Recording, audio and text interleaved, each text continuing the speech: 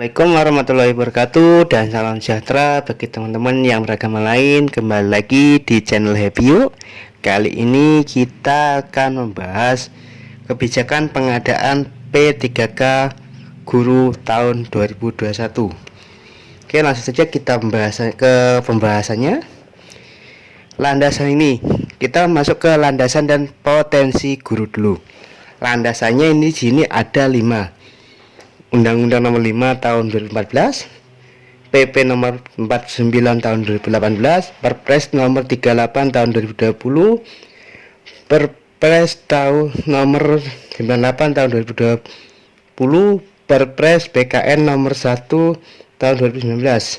Ini semuanya tentang P3K dan ASN.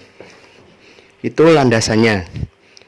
Dan untuk potensinya ini, setiap instansi wajib menyusun kebutuhan jumlah dan jenis jabatan P3K berdasarkan analisis jabatan dan analisis beban kerja.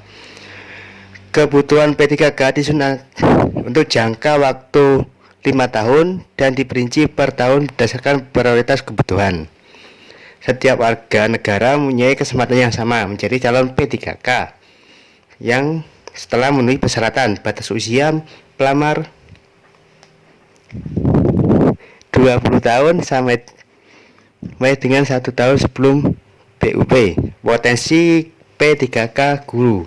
Ini calon pesertanya ada 3. Dari tenaga honorer K2, data pokok pendidikan guru honorer biasa, dan database kelulusan PPG atau yang sertifikasi. Terus ini per Maret 2019 masih terdapat guru honorer K2 dan latar belakang pendidikan belum status 1 jumlah ini. Ini landasan dan potensi P3K guru. Untuk CPNS dari tahun 2019 dan P3K tahap 1 guru kemarin ini. Yang CPNS yang melamar sekian, yang lulus cuma sekian. Untuk P3K tahap 1 yang lulus cuma sekian dari yang dibutuhkan banyak. Ini bisa dilihat sendiri.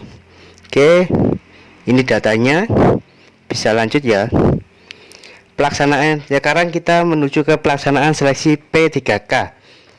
Pertama, dari P3K yang guru itu harus verifikasi jasa di Info GTK. Setelah itu insya Allah tanggal atau bulan depan di tahun 2021 Januari itu kita harus membuat akun di SSCN P3K.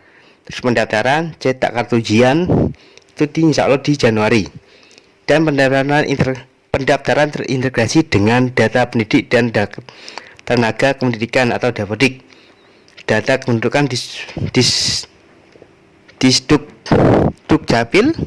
Verifikasi data akan dilakukan tim Kemendikbud. Jadi semua data P3K guru akan diverifikasi oleh Kemendikbud. Siapa saja yang boleh ikut. Ini alurnya. Ini untuk pendaftarannya. Jadi yang punya sertifikasi tidak ngajar itu ada data di PKN atau Kemendikbud. Di sana data nanti akan langsung dilampirkan oleh Kemendikbud. Oke, itu saja. Kalau ada pertanyaan mungkin bisa tanya. Kita lanjut ke materi selanjutnya. Periode hubungan perjanjian pekerja. Jangka waktu pelaksanaan perjanjian kerja P3K paling singkat 1 tahun dan dapat diperpanjang sesuai dengan capaian kerja, kesesuaian kompetensi, kebutuhan instansi setelah mendapat persetujuan PPK. Itu untuk jangka waktu pelaksanaan perjanjian. Yang paling lama 5 tahun kontraknya. Itu yang P3K. Dan ini penyebab berakhirnya perjanjian kerja. Pertama, diberhentikan dengan hormat. Jangka waktu perjanjian kerja berakhir. Meninggal dunia atas permintaan sendiri. Perampingan organisasi atau kebijakan pemerintah yang mengakibatkan pengurangan P3K. Tidak cakap jasmani atau rohani kerja. Tidak menjalankan tugas dan kewajiban sesuai perjanjian. Itu yang pemberian hormat. Yang tidak hormat ada 3, dihukum penjara, melakukan pelanggaran disiplin, tidak memenuhi target kinerja.